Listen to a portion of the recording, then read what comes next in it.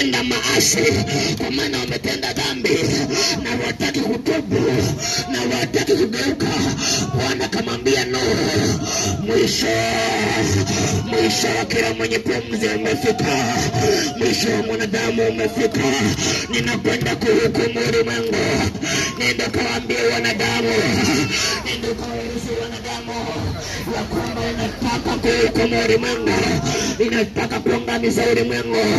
Nuhu mtumishi wa Bwana akaenda akatembea kijiji kwa kijiji, akatembea mji kwa mji, akatembea nyumba kwa nyumba, akawaambia wanadamu, sikilizeni, ulimwengu unakwenda kuhukumiwa, ulimwengu unaenda kuangamizwa, ulimwengu unaenda kuchoma moto, unaenda kuangamiza kwa gharika ya maji.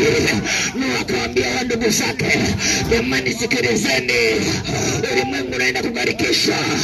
Msipotengeneza, msipotubu, msipogeuka, ulimwengu unakwenda kuchanganywa, unaenda kupindwa kama karatasi.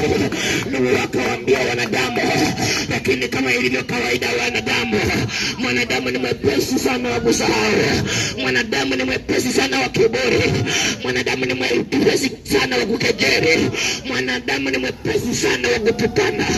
Wenye kutukana walianza kutukana, wakamwambia mzee Nuhu, umechanganyikiwa, mzee unakusumbua, njaa zinakusumbua, mzee maisha yanakuchoka, mzee hauna dira ya maisha, mzee unajisumbua, mzee lala nyumbani.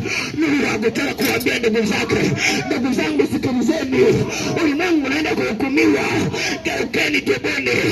Watu vijana wanamwambia akakazea, akana kazi za kufanya, akakazea. Wenye kutukana walitukana, wenye kutoa matusi mazito